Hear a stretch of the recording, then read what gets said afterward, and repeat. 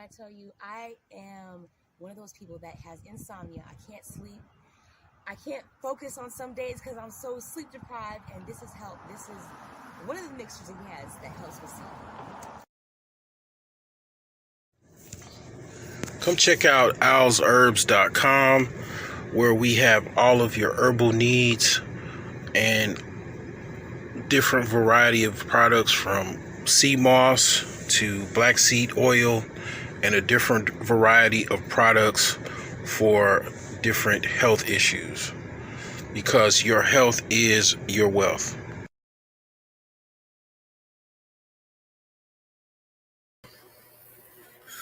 What's going on? I'm going to be talking about single mothers. Okay. As promised in my last video,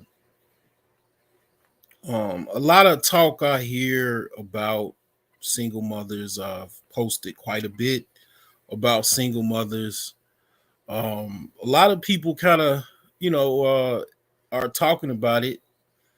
I saw a stream. I think one master teacher did this analysis on single moms as far as in the United States. I'm not gonna go that deep into it. As far as like breakdown statistics and all of that, I'm just gonna basically say some things that I've already said. I'm gonna tell you again my approach to how I look at women. Now, sometimes people have the notion that you might not have understanding or you might be you don't have any type of understanding towards women uh because you might be uh a nerd or a geek or whatever the case may be. But here's the thing about intelligence that a lot of times people don't understand. There's about commonly about 9 levels of intelligence.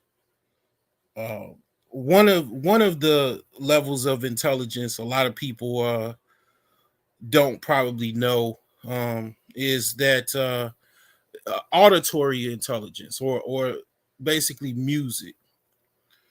Music is actually a level of intelligence. If you are able to basically mimic sounds, come up with different unique sounds, and manipulate music instruments and um, synthesize certain types of frequencies in music, that's a certain level of intelligence right there. That alone is a certain level of intelligence.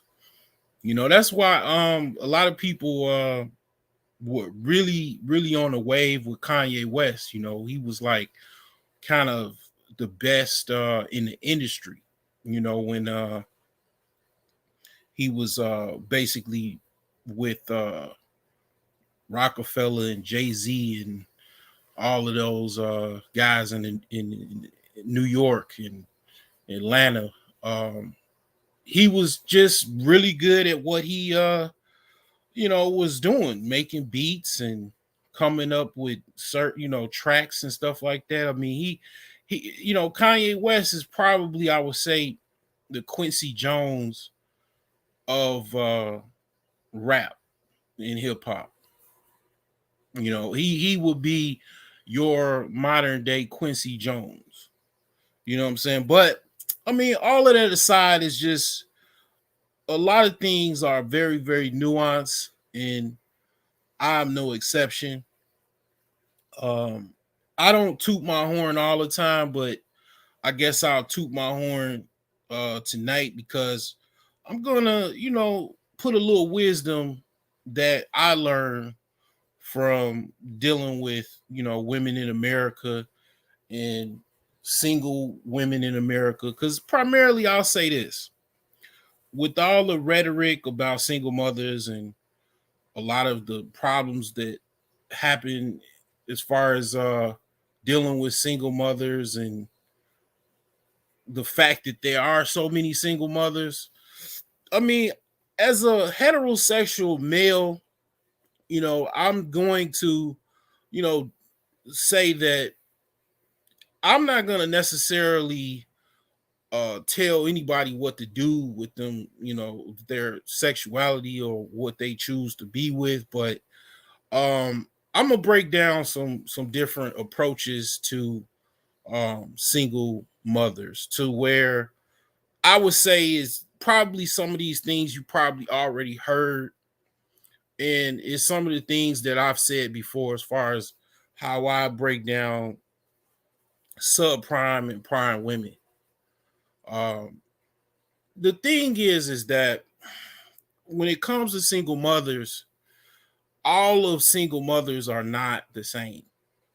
Okay, you gotta. The way I look at single mothers is like a pyramid chart. You got some that's on the bottom, and then you got some that's on top. So, what I'll say is, I'll probably let's see here. I'll work from the top, and then I'll work my way down. Okay, so the first type of single mother that I would say is pretty honorable, you know, some type of woman that maybe it is to be considered, as far as like to be, I guess, grateful of, or to take some type of chance with, because they might be high on the totem pole. Okay, as far as single mothers. Okay, some people don't. They stay clear of single mothers. I get it. I understand. One of the things I'll say before I even go into this is, if you do not already have children of your own, I would say tread lightly. But I have friends of my own that they didn't have any children and they got with single mothers, and they faring pretty, I'll say okay.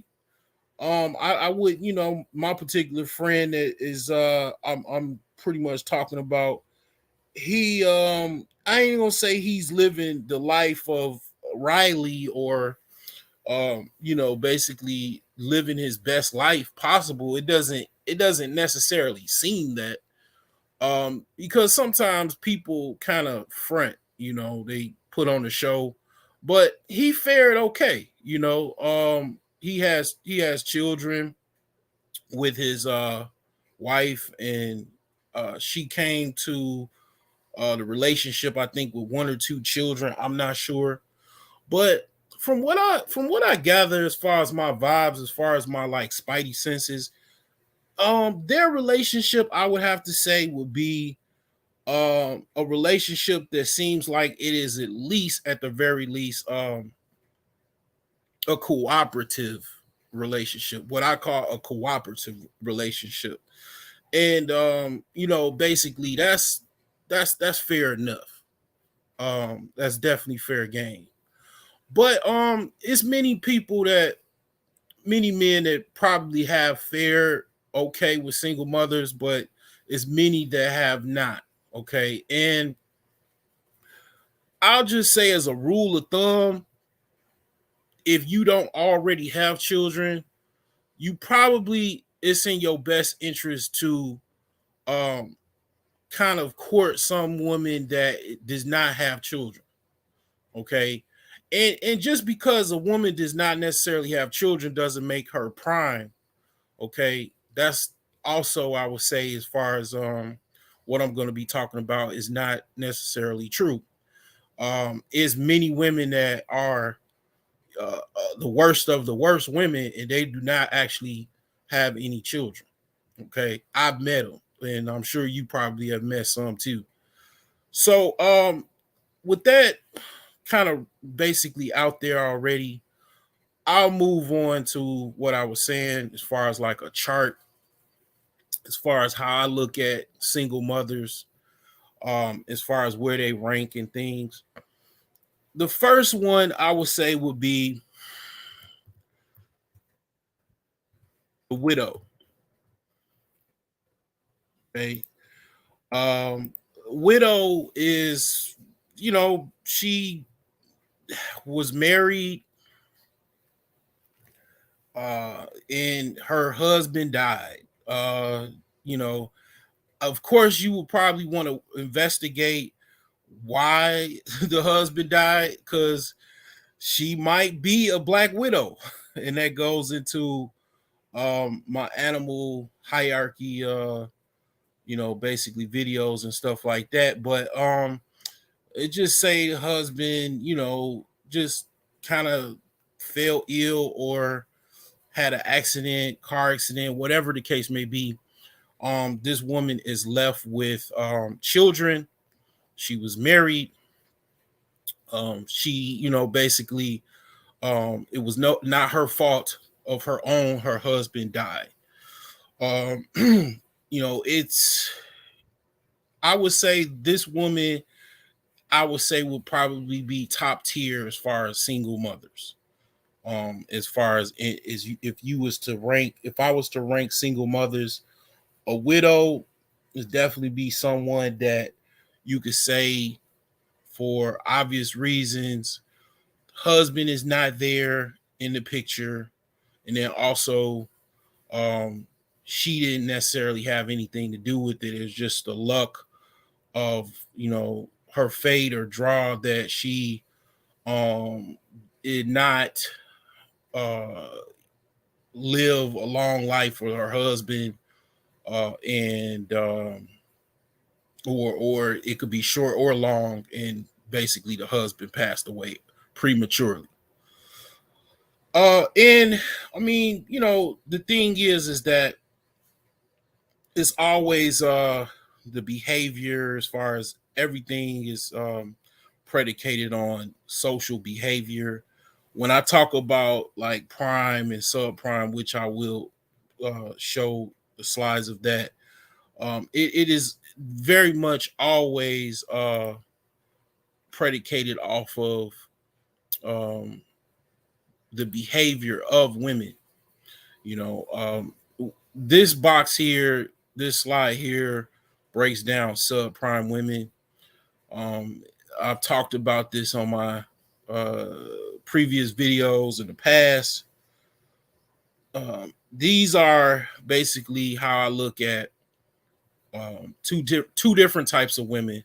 Most women, and this is what I, unfortunately, what I see in America is that, and probably you could even say worldwide, is that a lot of women are kind of joining this category, unfortunately, as far as women, and they are either intolerable or what I would call tolerable. Okay, and not to just express anything further, because I've already done videos on this, as far as what subprime is and what prime is, and I also have information on my Patreon where I go a lot more in depth. But these are the women that you really want to possibly avoid. A lot of times, the men that don't avoid these women are, in most cases, simps. Uh, at the very least case, they kind of got stuck in a situation where they really didn't know that much about women, and they got in a relationship, and they're in the process of basically either getting a divorce, trying to deal with the woman, at the same time learning more about relationships and women, and things of that nature. I mean, it happens. Like, some people be like, I knew about women at an early age, and my uncle taught me, or my father taught me. Well, you'd be surprised, even myself, how much people actually don't know, or they weren't taught, or it was really not that many conversations. Or even some men come from families where their uncles or cousins were simps, and that's the example that they had.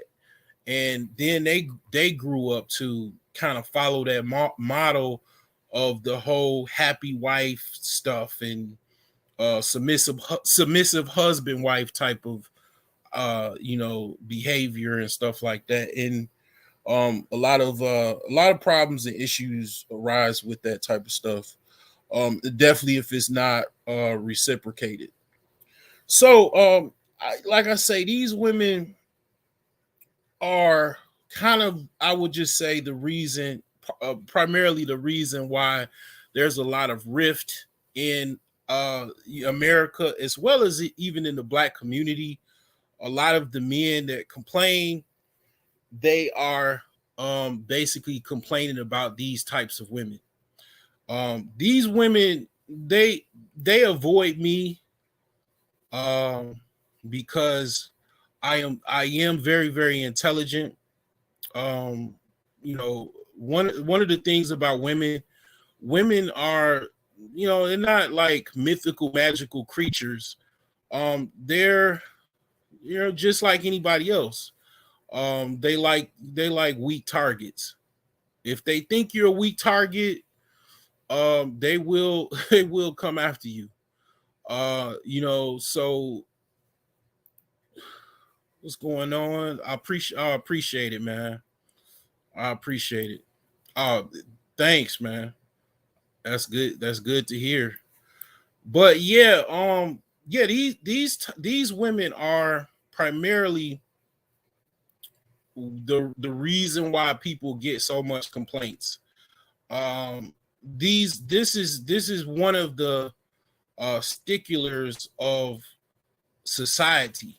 And I will say this in defense of these behaviors. It is some women that come out of this, whether it be they start learning some type of like advanced form of yoga or meditation, religious conversions, various different ways they get out of this type of behavior, or they keep it in check, or they get older and hormones change, diet change. It could be various different things. And they basically kind of grow towards, I would say, prime. It is very difficult for men and women to actually change, because it is very very difficult to change your behavior. It is very very difficult to, even like I said, if you were around women that were subprime. Most of the women that have been around subprime women, such as their mothers, aunts, uh grandmothers, they gonna grow up to be as such. Unfortunately, they are outliers, very very rare, I would say. But yes, this is also part of that construct. It's like, some people always people are saying, who do you blame, and who do you blame? And unfortunately, a lot of times people forget that, as far as the whole blame game, if you did want to play the blame game, definitely mothers, aunts, grandmothers, and even other family members and friends that are to blame, as far as like basically kind of pushing this narrative of being subprime. It's so bad, and I definitely appreciate it from Dave Tao. The actual acknowledgement is that basically this is so bad that they're actually pushing content, multi-million dollar content, to be subprime. Basketball wives, uh, basically love and hip hop, um, the Real Housewives. They're basically pushing out drama, uh, whether it's scripted or non-scripted, toxic media to push the narrative to be subprime. It's okay to be subprime. If you are subprime, it's okay. You'll get a Birkin bag, a Benz, and $1 billion. $1 billion husband. Like, I mean, this is the delusion that is pushed on anybody that watches this, and it basically makes women think that it's okay to be subprime and I'll have the world. And unfortunately, that narrative is actually a self-fulfilling prophecy, because actually women actually are doing this, and men are so thirsty. Like I said, I talked about the simps. I did the video as far as the cops and stuff like that, and I have other content where I talk about simps. And one thing the simp does, he don't care about the behavior. He don't care about the enhancement surgeries, the fake breasts, the fake BBLs, fake hair. He don't care about all of that, because basically he just wants the box. And he's willing to do anything for the box and forget any type of red flags. And basically he's all for the box. And whatever chick that he can get around him to impress his friends. And then after the dust settles, he's crying and he's complaining about all of the money he lost and all of the problems. But yes, he went for that type of situation where you're dealing with subprime women, and he paid for it with a price. And here's the thing: this subprime analogy is basically based just off of finance as well. You have subprime mortgages, and you have prime mortgages. Well, anything above, let's just say right now, 6%, 7% is actually a subprime mortgage. Believe it or not, is people that were like in the NBA and NFL, they were living in mansions, but believe it or not, because they didn't know that much about finances, a la Eddie Curry, they were living in mansions and they had subprime mortgages as high as 27% interest, because finance is not taught. One of the biggest reasons why it's not taught is that they want you to basically lose all your money, if you do even make any money, and go back to being broke. That's the way the system is designed, unfortunately. So you're not taught to be anything but broke, so you can just basically be non-competitive, unfortunately. And part of that is, like I said, the subprime mortgage industry or finance industry. I basically, that's how I compare women.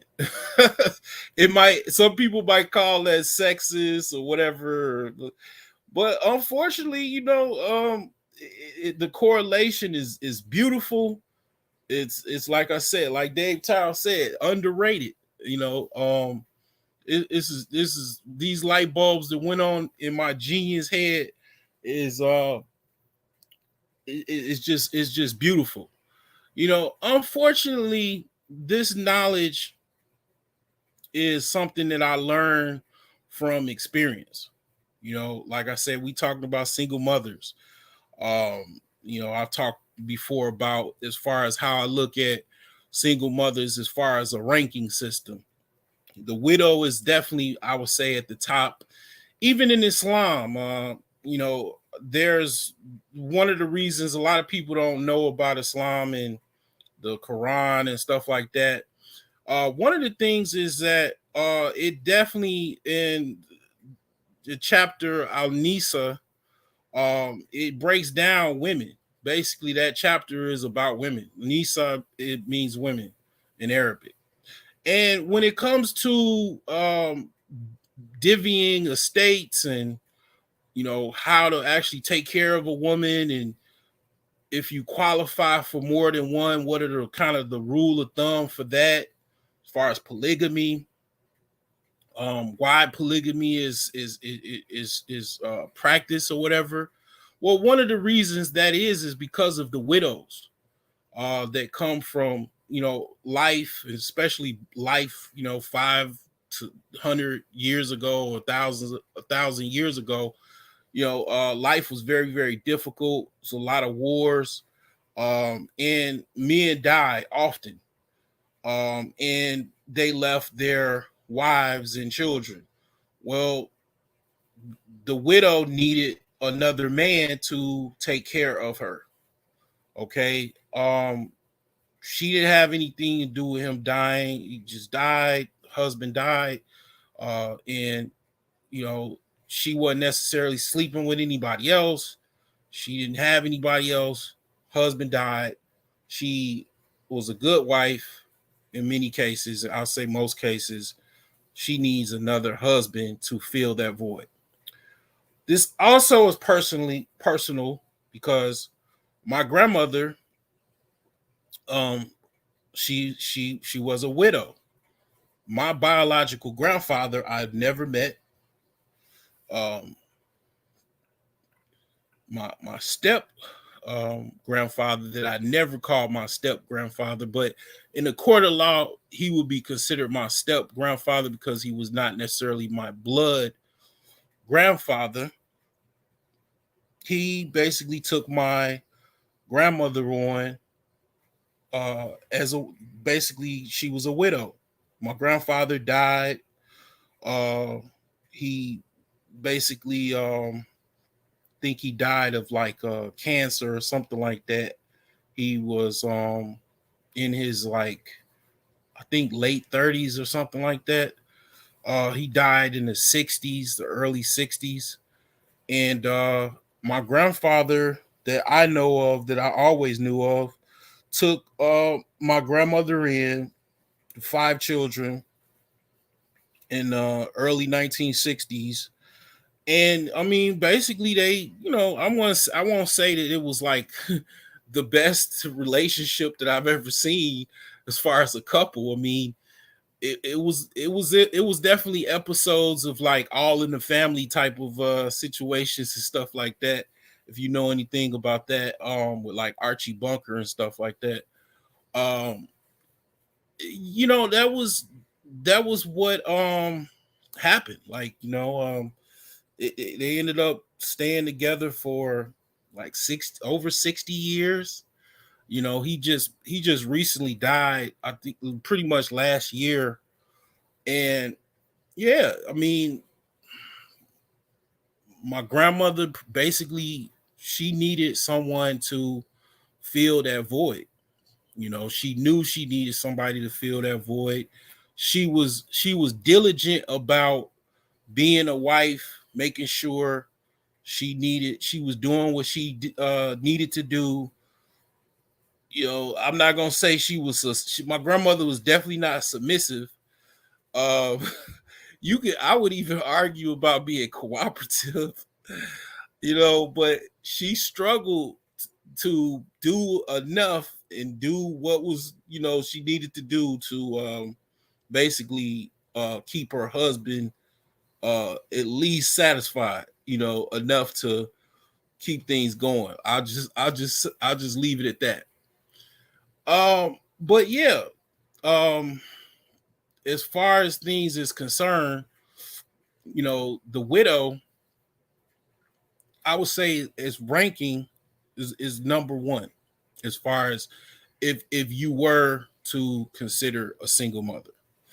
Now, as far as prime is concerned, you got agreeable, or I also call a cooperative woman, and submissive. Now, most women, if they are prime, are agreeable. Okay, they're not necessarily that many submissive women, primarily because of the nature of the environment of the planet. Let me digress and not just say planet. I'll just say of this let's just say this system, like this capitalistic system, this very very competitive system that is going on. It is very very difficult, just even also how laws are. Women actually, they don't really have a need to be submissive. They used to have to be submissive to a certain degree for survival, for um just it was the standard. It was kind of like the standard. Let's just say like 50 years ago, right? Let's just even say 60 years ago. But it's no longer the standard because it doesn't necessarily need to be.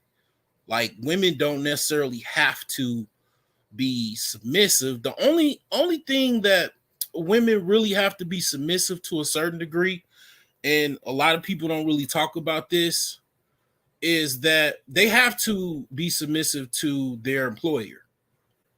They basically traded one husband for a supervisor or a boss. Because if a woman does not necessarily be submissive to her boss, she's going to get fired. And if you ever probably saw a homeless woman on the street, 9 times out of 10, she wasn't submissive to her boss. She said the hell with even her boss and the hell with even trying to work, because basically I don't want to be submissive to nobody. Therefore, I'll just be on the street, you know. And a lot of stuff goes with that: mental illness, drugs. Even drugs might be a coping mechanism for actually a hardship for sleeping on the street or being homeless. But yeah, it does go there, But most women are submissive to their employers. This is going to be a hard pill to swallow. This is hard medicine for um, most likely women that will probably be hearing this, because yeah, I might come off like I don't have any understanding but of women, but I just kind of keep it to myself, because the reason why I do it is because one, monetarily, I think is very very valuable to understand women. Okay, I've followed people and paid money for, like, basically joining people's Patreons that I felt had more game, more understanding than I do. And I mean, it's like basically a lot of times I don't even like talking about it, because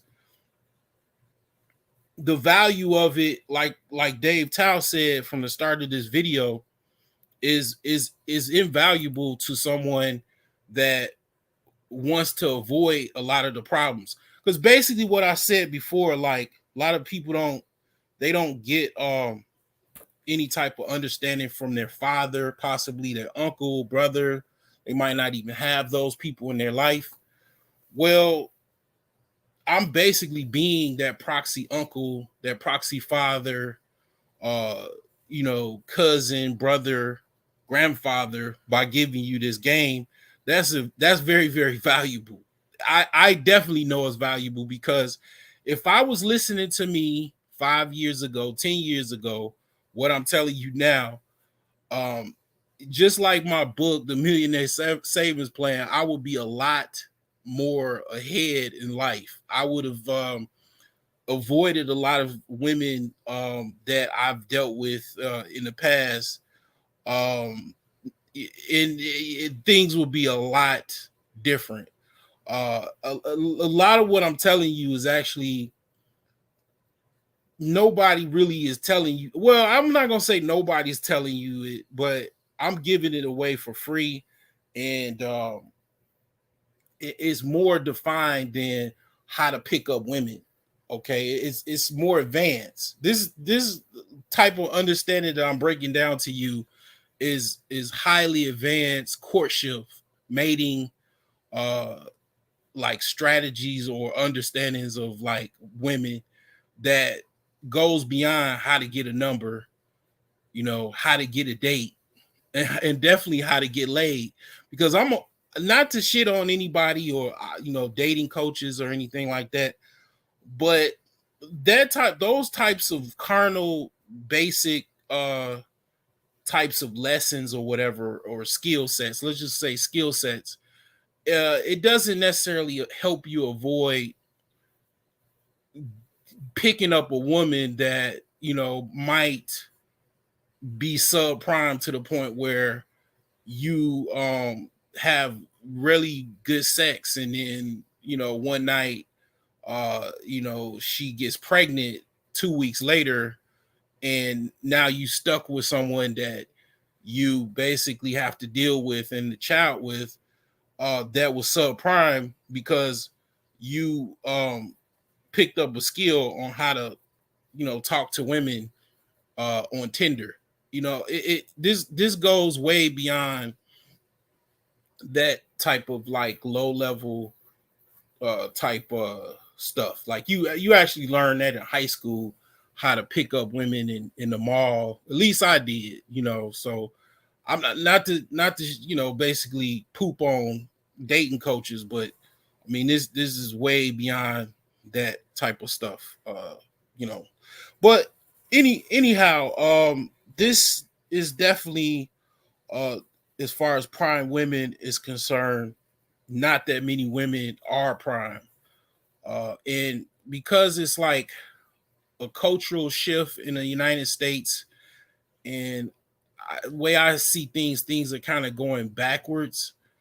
Things are getting more, I would say, savage.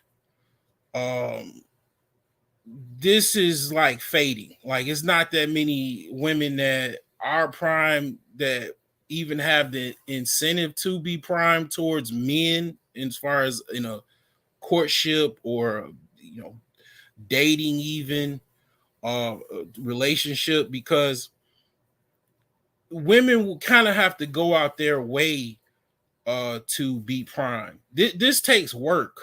This is not something that is easy for a lot of women to be. Like it's something that sometimes women try to fake when they first meet some guy. They'll pretend that they're prime for a week or two, couple days, to like mimic a prime woman.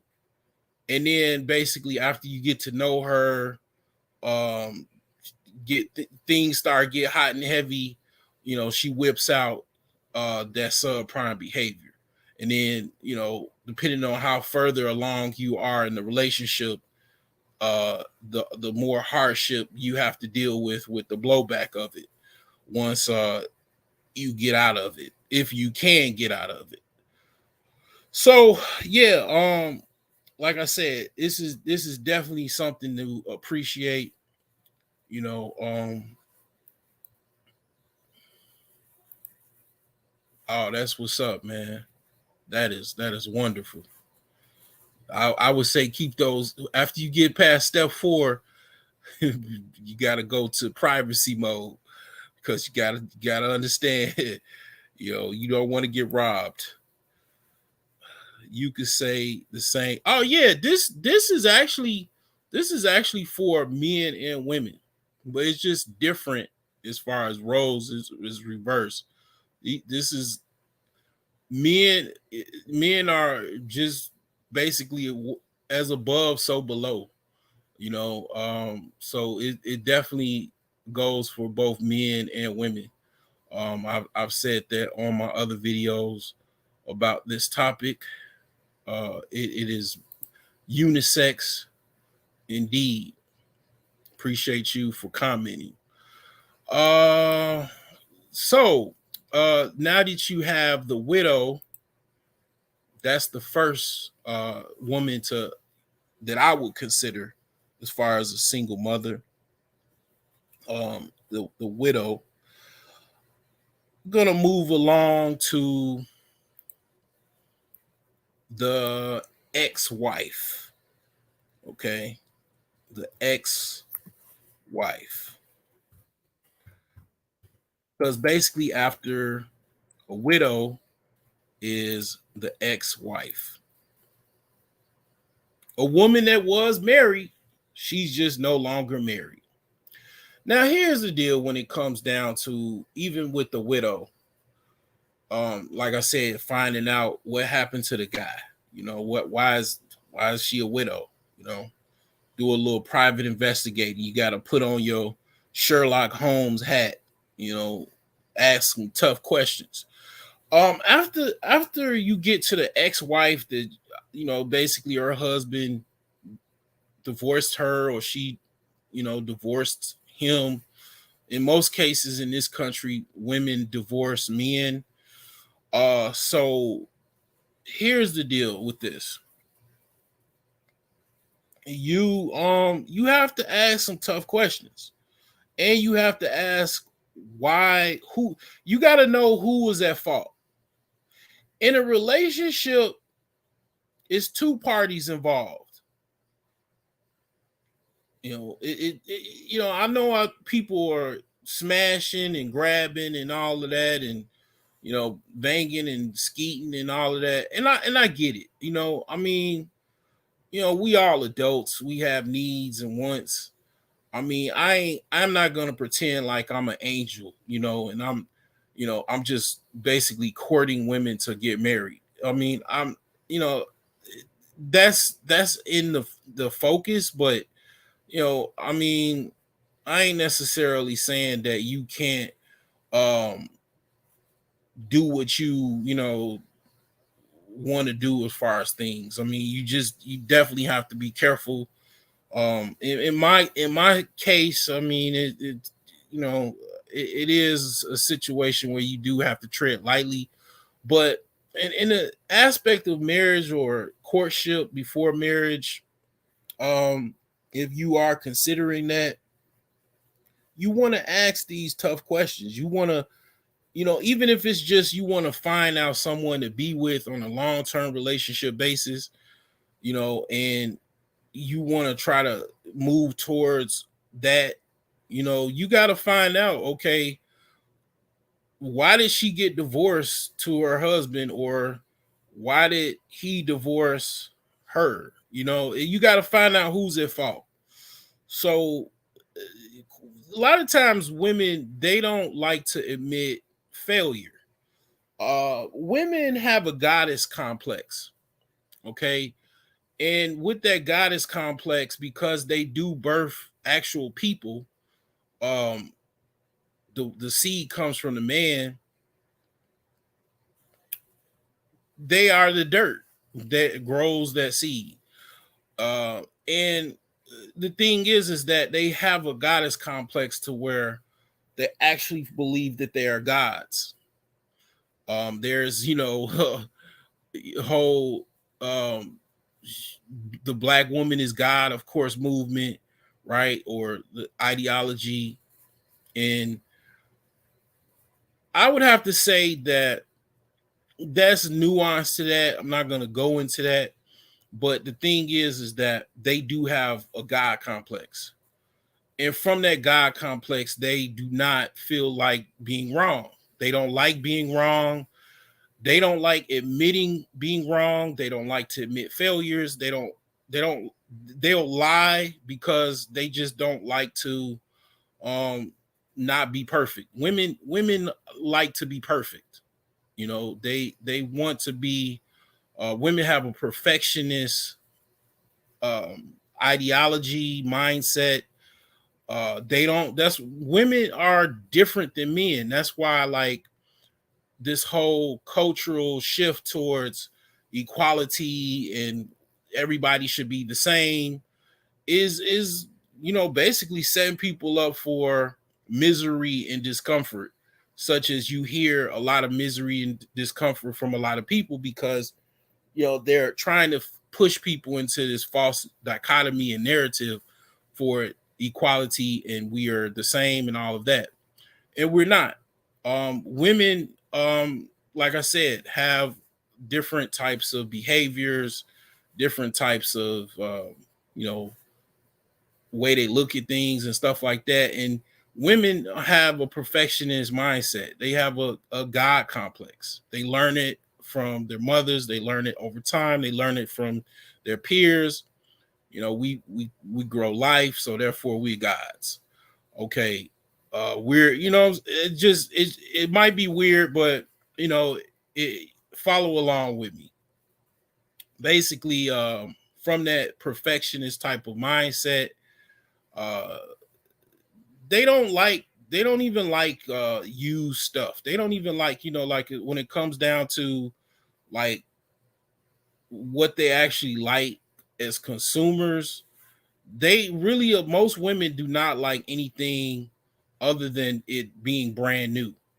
A lot of car dealers know this. They love women. They love women walking into a car dealership because most often they want a brand new car.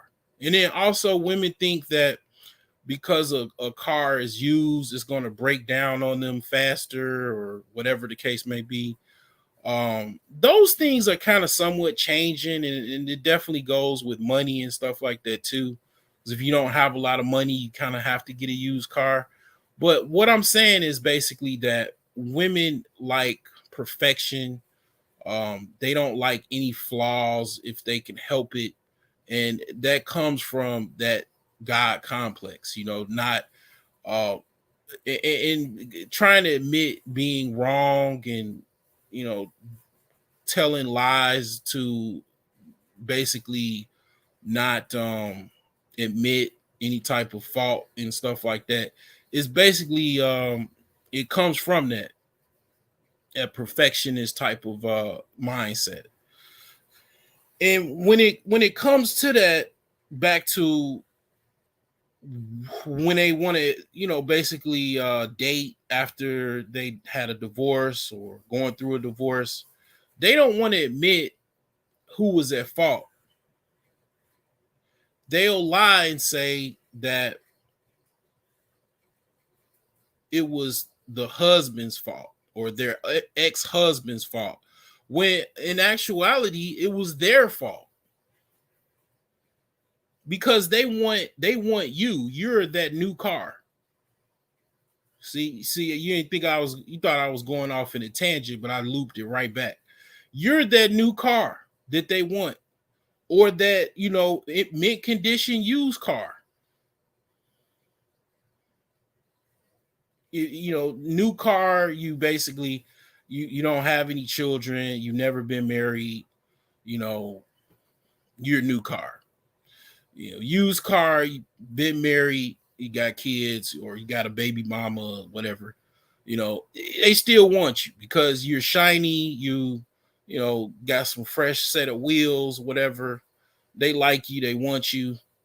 They're willing to lie to basically try to get you. So them not trying to admit that it was absolutely their fault. They did this, they did all of these series of things, but they won't tell you that, and they'll just spin it and say it was all of the man's fault. If you ask 10 women in a post relationship situation, probably most likely 7 to 8 out of 10 of them will say it was the husband's fault or the other guy's fault why I broke up with him, or he broke up with me. It's most cases never their fault. And in those cases, I mean, basically you have to look at it like you have to exit stage left, because you're going to entangle yourself with the same person that she broke up with. I mean, you're basically that guy that she broke up with. She 5 years, 5 months, she's gonna break up with you, and you've already got emotionally invested, financially invested, your time is invested, And it's all because you basically got involved with the liar, that has trust issues or whatever the case may be. And they want to lie because of whatever reason, because they want to get what they want and they're used to getting what they want. And a lot of times nobody tells a lot of times young guys this. They don't find out until they get older and get gray hairs. And the thing is that when it comes to the situation of an ex-wife, obviously with kids, because we're talking about single mothers here, she also has children in this situation. um a lot of times when it comes to children and relationships, single mothers, for example, the divorce rate. Here's another thing when it comes to single mothers and a lot of people statistically they don't talk about, they don't know about. The divorce rate is actually higher for single mothers than they are for women with no children.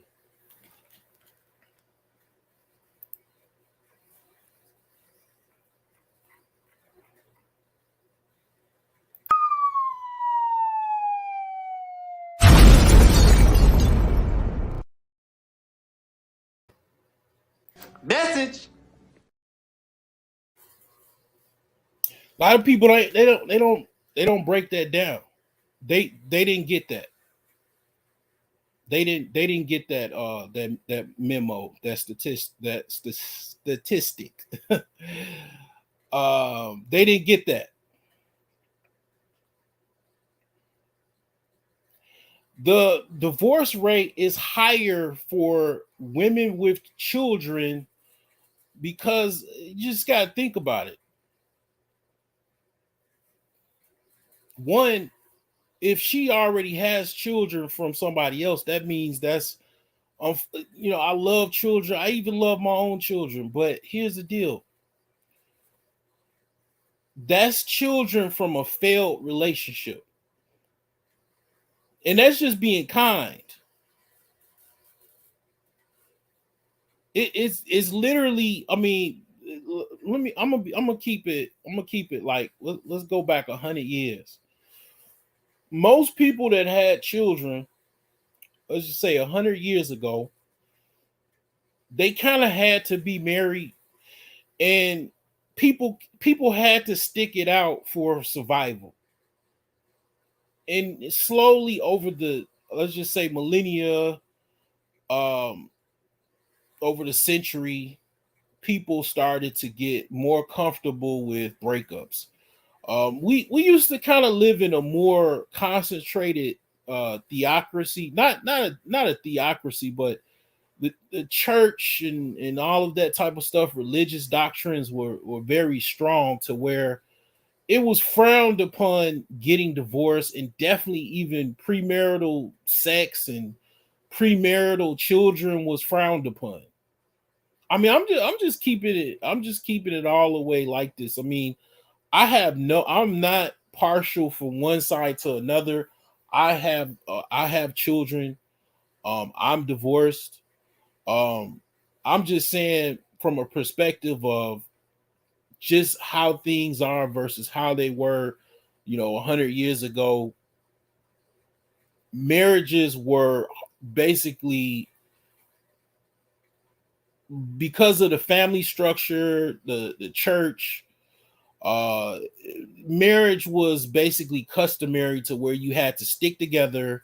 You had to get married really to, if you wanted to have a family and not be, frowned upon.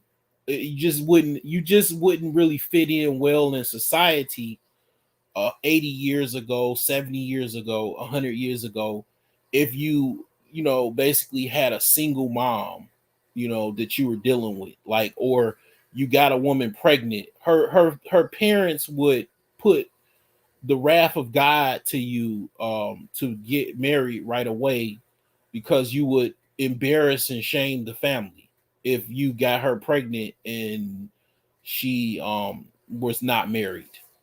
And the woman that she, if she was not married, she will also face shame everywhere she went. You know, she would definitely be more destitute than women today, because it was just not that many resources for single mothers back, 70 years ago, 100 years ago.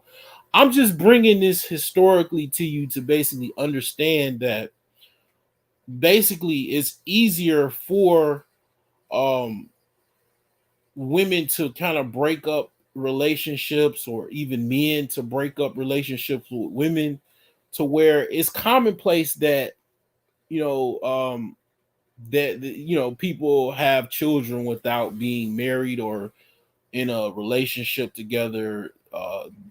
It just became commonplace over the years, over the decades. But at the end of the day, even if it became commonplace, it's still a big deal. People, basically, what the culture of marriage, or the culture of having children without being married, or um even breaking up marriages, it basically became no big deal. But a lot of times when people try to paint a picture towards something not being a big deal, it actually is a big deal. That's why it's called a big deal in the actual sentence. If you look at a lot of things, everything's a big deal. But it became over time to where it became a situation where they tried to pretend that having children by yourself uh is not a big deal, because a lot of people are doing it. It's like crack cocaine in the 80s. Everybody was doing it. It was the party drug.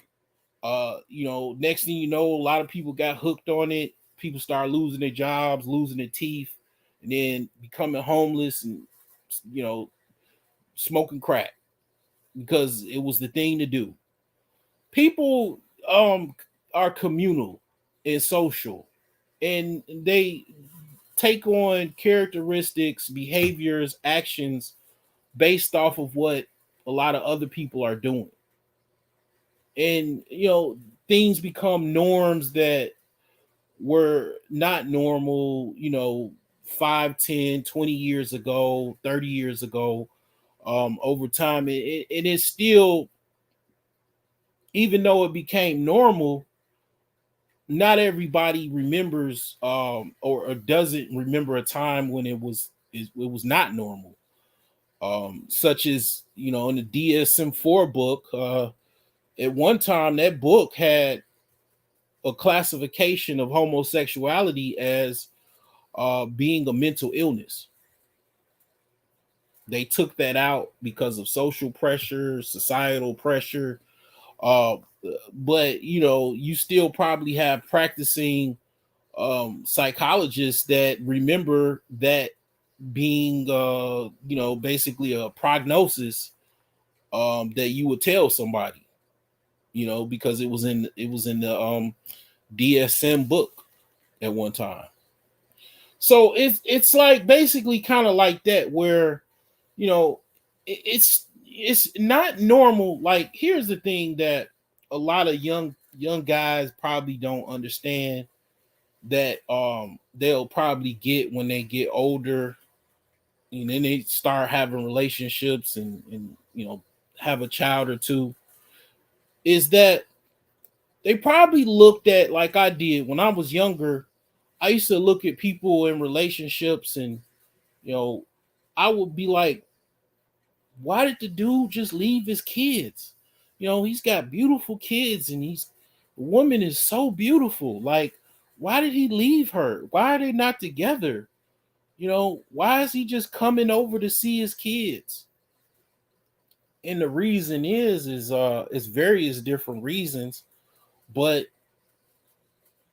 basically a lot of times the situation is either the father has other things going on, and he doesn't want to be in the relationship, like you know with that woman, or the woman or the man tried to, have some type of relationship with the woman, and they didn't get along.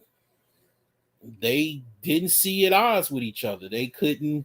They weren't compatible. Other than to, because see, here's the trick that why I'll go back to the whole dating coach stuff. The the dangers of having sex with women that you just like, as far as how they look and stuff like that. On an animalistic level, men and women can pretty much sleep with each other no matter what. I mean, just like a dog. A dog will go up to another dog, you know, male dog smells the back of the female dog's vagina, you know, it's prime. It's ready to, she's in heat. She's ready to go. He'll start humping her. Well, I mean, it doesn't matter how, her behavior is, as far as like, you know, she good to get along with or whatever. I mean, he's horny. The other dog is in heat, and they gonna get it on. On a carnal, animalistic, biological level, it really, people don't even have any type. I mean, they might have a type as far as like when it comes to attraction. I mean, humans have levels of attraction and stuff like that, but when it comes down to it, you know guys will have sex with sex dolls. They'll have sex with just about any other woman. I mean, that's just how it is. Like, men are extremely horny when it comes to that sexual urge and drive, and in many cases women are as well. And basically, you can have sex with just about any woman, and it doesn't matter about compatibility, or is she subprime or is she prime. Just basically, you guys got it on. It could eat, the sex could even be uh excellent, but you don't get along with each other. That's why I did a video like, what, 3 or 4 years ago. You got to be compatible. Compatibility is important, because when it comes down to sex, you can have sex. I mean, sex is you can go buy sex. It's like, what, $100. You don't necessarily have to get along with a woman to have sex with her. Pretty much, it's like a workout. It's like getting on a machine at Bally's, or well, Bally's is old, but Planet Fitness. A lot of times women, they think about, when it comes to men, quote unquote, cheating and sleeping with other women, is like, it's so big of a deal. It's like eating a McDonald's 4 for $4. You're hungry and it's right there. you know so I mean, I mean, it's like, okay, hopping on the machine and getting a workout in after work. Like, it's really not a big deal when it comes to men, because it's just how things are. Like, um I'm not gonna go in depth with that, but um the thing is that when it comes down to it, you can have sex with women and um get stuck with a subprime woman, basically, because you just wanted to have sex. It happens only every day. So it's when it comes down to it, the reason why that it's important when it comes to women with children that are ex-wives. It's like, you got to find out. I mean, is this woman a subprime woman, of course, or a prime woman? And why did she break up with her husband? Who was at fault? she at fault? Is he at fault? Like what did he do? Or she, in many cases, the only reason is he was abusive. He did not want to be in a relationship for whatever reason. And I'm gonna be honest with you, it's best to actually talk to the guy.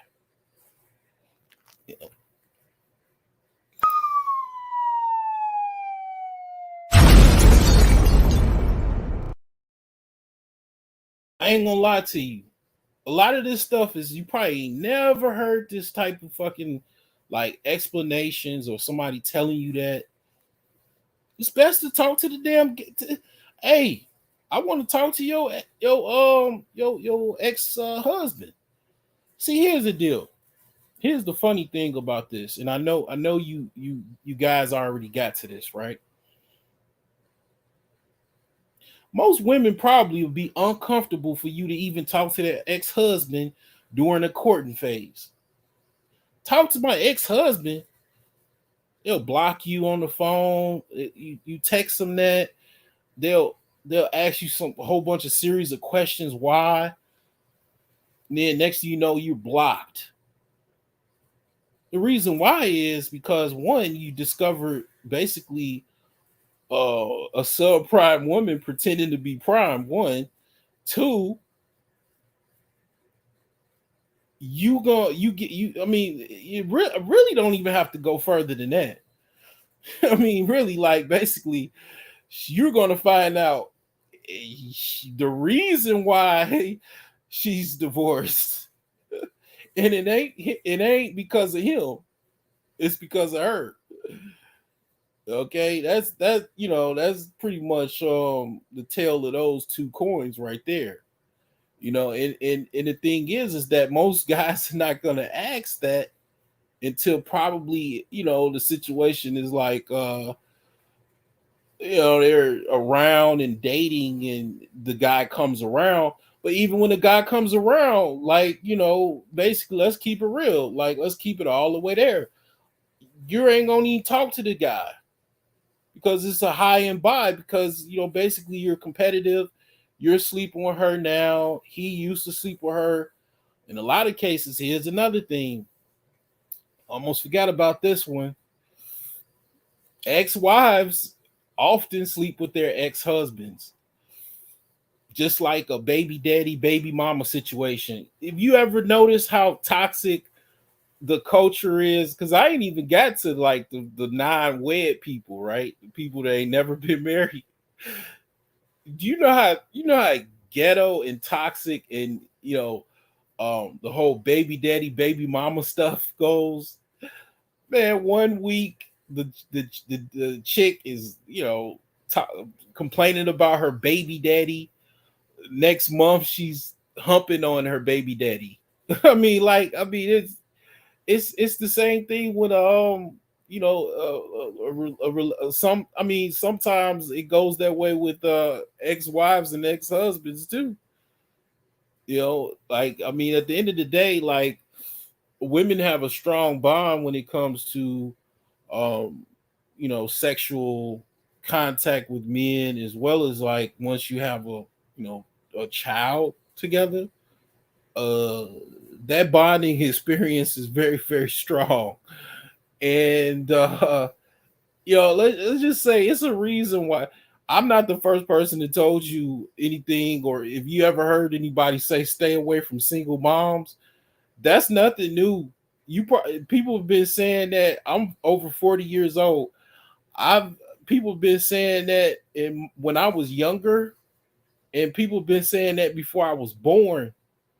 And it's reasons why. It's because basically, all across the board, when it comes to children, that bond is strong.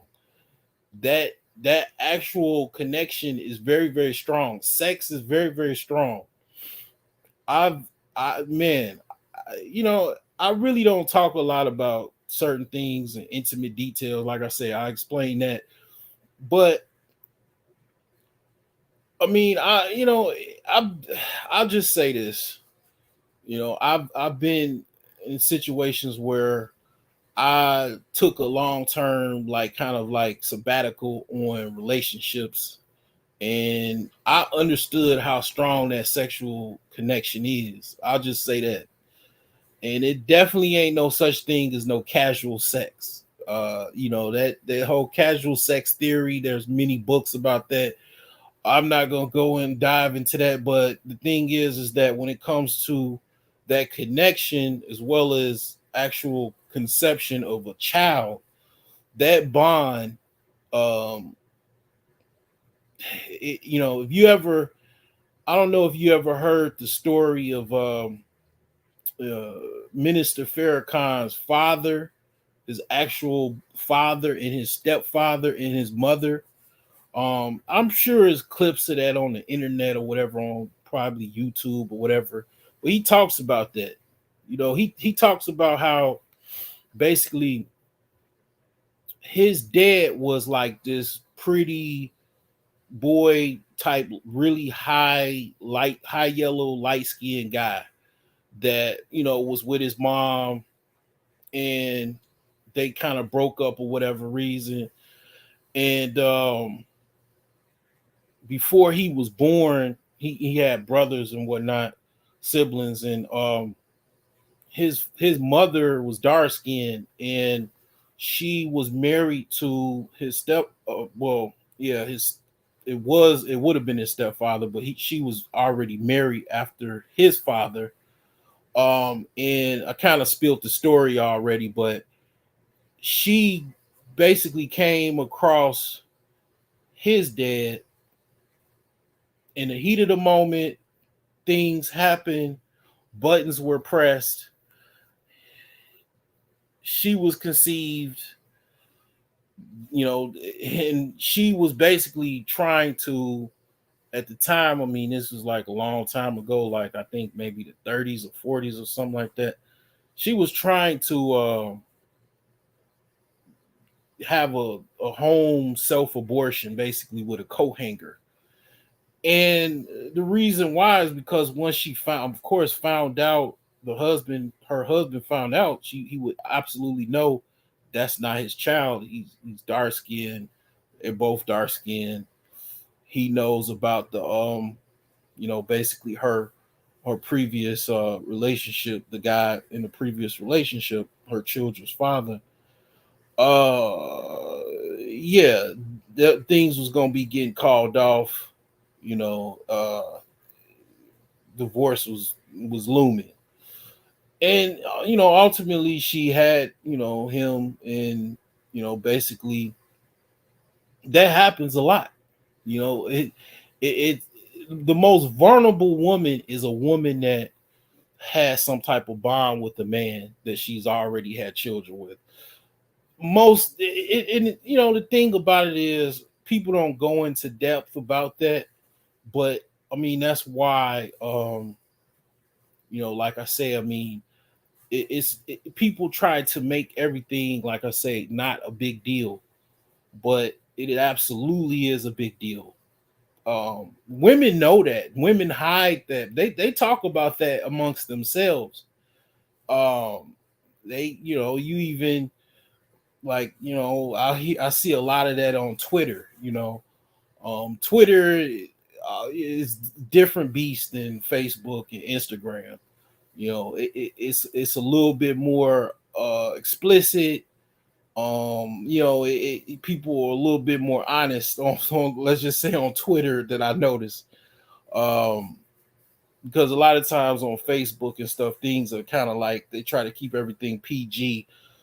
But yeah, I mean the thing is that when it comes down to it, that bond is very, very strong, and women try to nullify that bond. Oh, that's my baby daddy. He's not no big deal. Or that's my ex-husband, ex-football player, Navy SEAL. He's no big deal. We broke it off, and I don't have no connection whatsoever with him.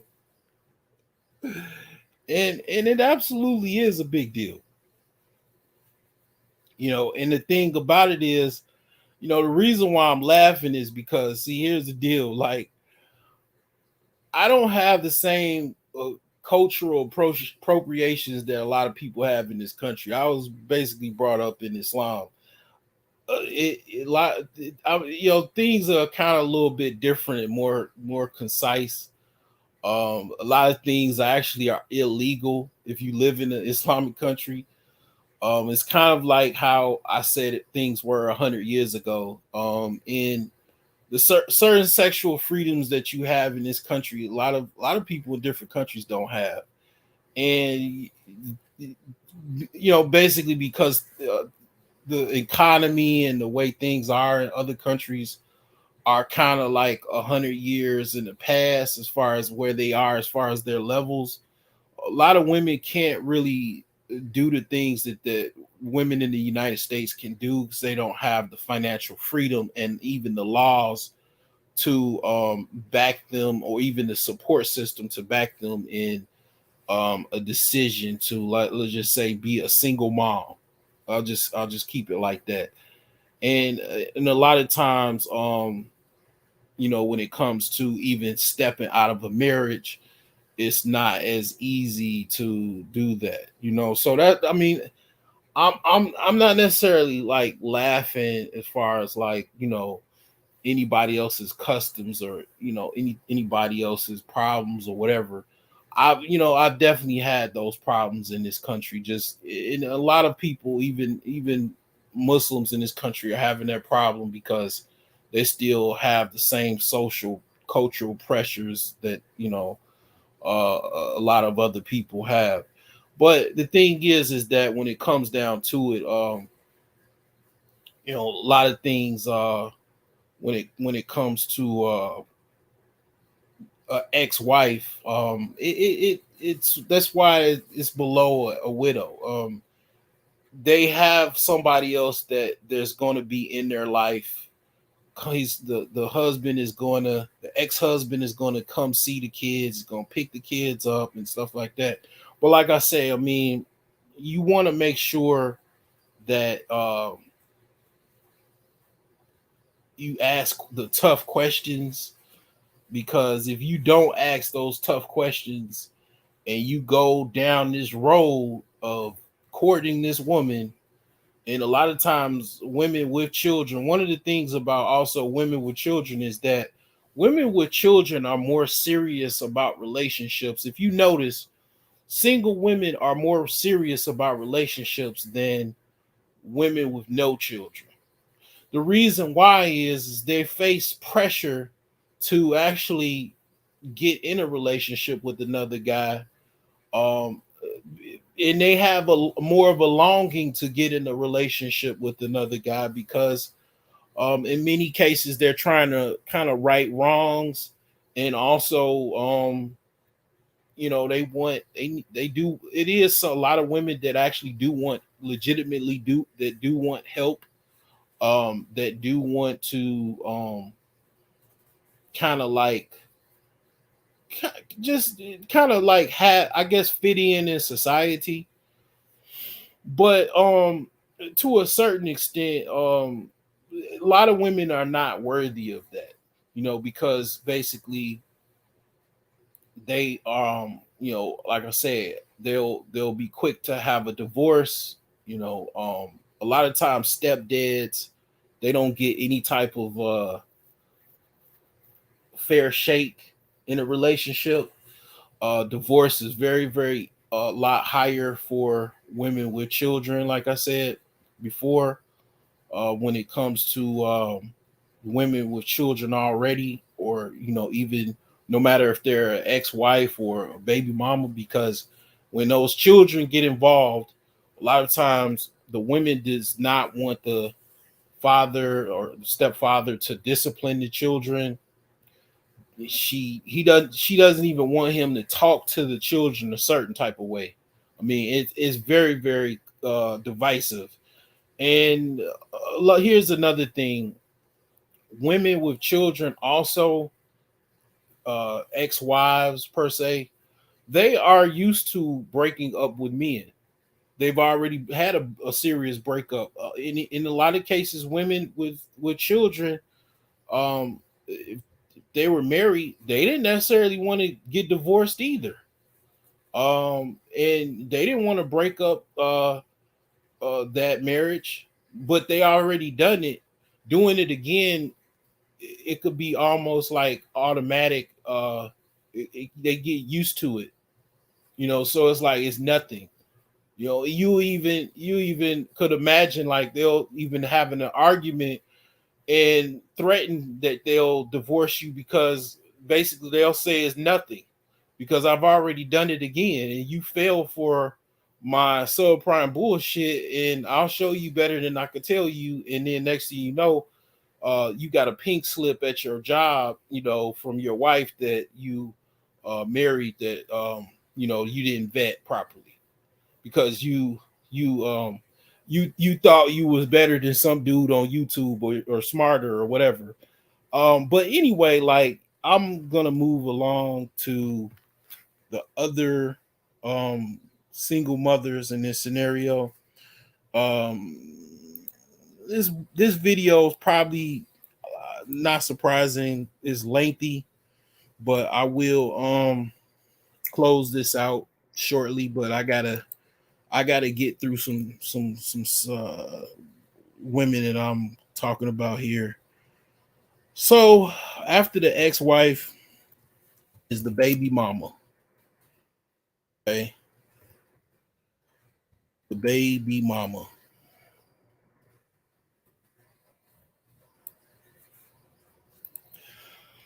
I mean, it's really a marriage is a paperwork. It's paperwork with a business contract. That's what marriage is. Baby mama is basically no contract. It's a verbal agreement. Oh man, let me. Oh my god. Uh, let me fall back on that one. But yeah, basically, a baby mama is a relationship that's a relationship with no contract. Basically,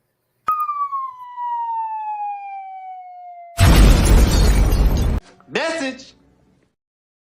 in the eyes of the law, basically it is.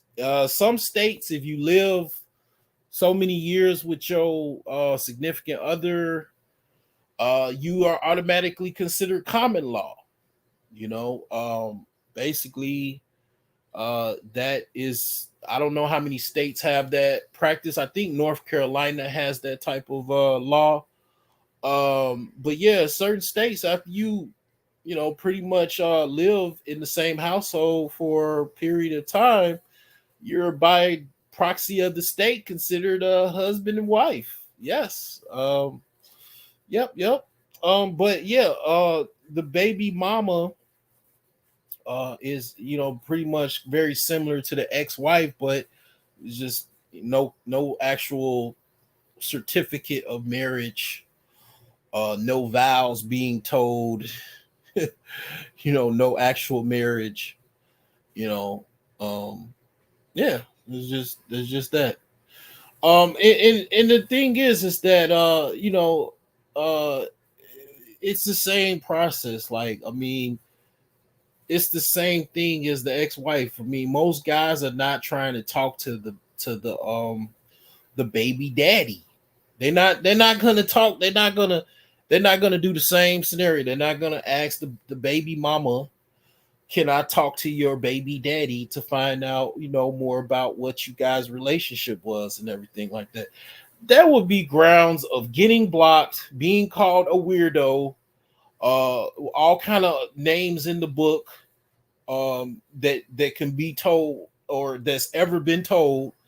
Because basically, a lot of times when it comes to basically trying to date a woman, especially in America, a lot of times it's all about trying to impress the other woman and be at her beck and call and all of that type of stuff, like really really trying to please her, dining and whining or whatever, chicken wing and fries in it up, henny in weed, whatever type of dynamic you want to do it, high or low. That is basically the scenario. You're trying to make her feel she's, worthy of your time and energy and comfort and all that. And when it comes to anything about like asking her tough questions or whatever the case may be, it's like, bye. No, you can't talk to my I don't want you talking to him. Why are you asking me what to talk to him? Like, what are you, gay? Why you want to talk to my baby daddy? Like, I mean, it probably, I would say 90% of those scenarios will go like that, because the thing is that she's definitely a subprime, and she's definitely not, any type of long-term relationship material or even marriage material, because basically she got about a whole bunch of skeletons in that closet, and all kind of lies and secrets and young and the restless stories to tell that she ain't telling you, don't plan to tell you. And it's literally basically kind of like, what I'm telling you is, you probably only, if you gather statistics, you're only going to be able to probably, I would say, use what I'm telling you on 10% of women that are single mothers or whatever, or period, because they're not going to um want to answer those tough questions if they were at fault in any way. And a lot of these women unfortunately are at fault to a lot of, instances, as far as where they are in a relationship and what faults they had with the relationship, who broke up with who. Like I said, I've said this in another video, it's a angel and a devil in every relationship. Somebody that was the devil or somebody was the angel. In certain instances they both were devils. That, I mean, you can't dismiss that type of analogy as well. And the devil is trying to pretend like they're the angel. You want to find that out. If you you know I guess are a angel. But the thing is that you know most women are not going to even want you to do that. You just got to be honest. Like, American women, they're not going to go that far with that, especially American black women. Let's just be honest. They're not going to, basically um respond a positive way when you trying to schedule some type of meeting to, talk to the baby daddy or an ex-husband. And then even you might have a bad response with the ex-husband. The ex-husband might be extremely jealous, extremely territorial. He might even ask you, why you want to talk to me? I'm not telling you nothing, because they might want you to have, a situation where you have the same experiences they did, which was tough and rough and all of that stuff. And they don't want you, they want you to go through that roller coaster ride just like they did. They want to, they want to laugh at your downfall from telling you, basically, nah, she was all right. I mean, it could go that way. Like, it's just all kind of ways this could go. Like, it could be a guy that they were with that's just a total scumbag that just likes to see people have problems. They just tell you, oh yeah, she was great. She was wonderful. It was all my fault. So I mean, it's a lot of scenarios, but I mean, it's really a situation where I definitely, like I said before, if you already have children, single moms probably might be more of what your speed is versus if you don't already have children. Because the thing is, you know, at least you kind of bringing something to the table where you already have children. It becomes more of a Brady Bunch type of situation. uh it's like more, I guess, makes sense than somebody that has never had children, and never, pretty much been married either.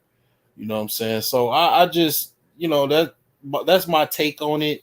It is very, very, I would say, kind of like things are, it seems very difficult in America as far as the whole dating and mating thing. I'm still trying to make sense of it myself.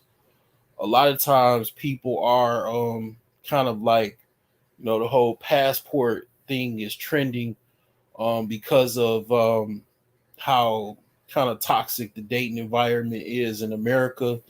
But here's the thing, like, it's been like this, as far as I know, for, I would say, close to, at this point, close to 20 years that I noticed. Definitely 15. So it's not nothing new to me, but the thing is that it's probably in your best interest to actually consider, kind of like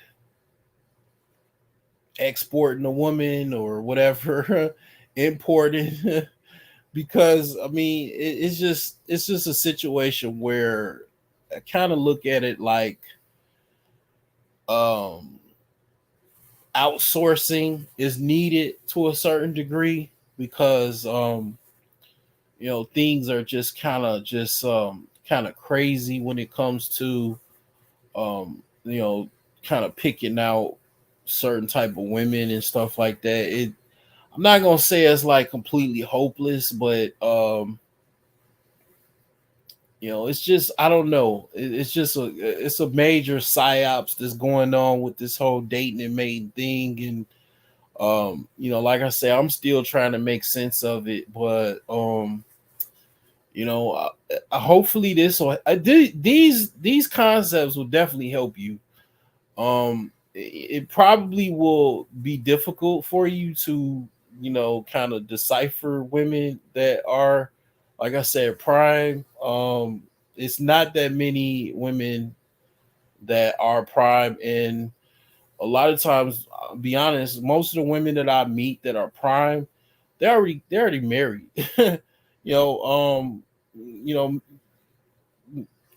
I think it's like in the Bible or something like that. It's like he who is wise, knows a good thing, knows a good wife, it's like some proverbs type stuff or something like that.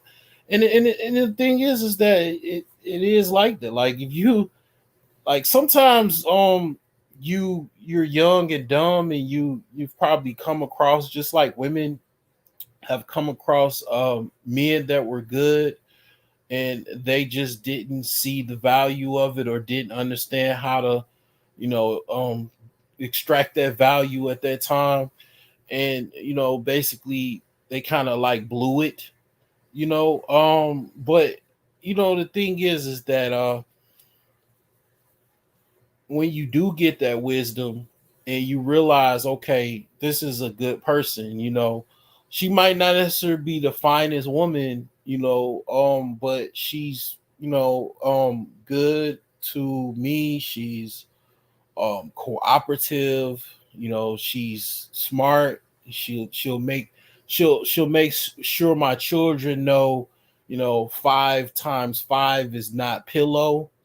And they can read and write and do, math, and probably skip a grade or two, versus this other woman that's got good box, but um my children, they can't pass any test, let alone sit still for 5 seconds, because she's feeding them toxic sugar every 5 minutes. And it's just, you got to understand, like, when it comes to dating and mating, you're mating, and who you mate with is, the product of your children. Like, you know, this woman might have some good sex and everything is wonderful, but you know, yeah, she, you know, likes processed food,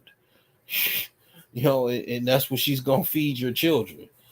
And she didn't really have a good childhood growing up, and she didn't, do well in school. So, what do you expect? Like, so it's just, you got to consider a lot of things. Life is competitive, um, and dating and mating is competitive, and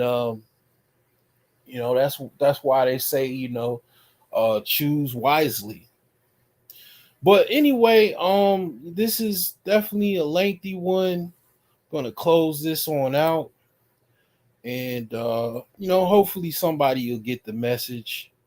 You know, um, definitely appreciate anyone that hopped in on this live stream and showed your appreciation. You are definitely welcome. Message.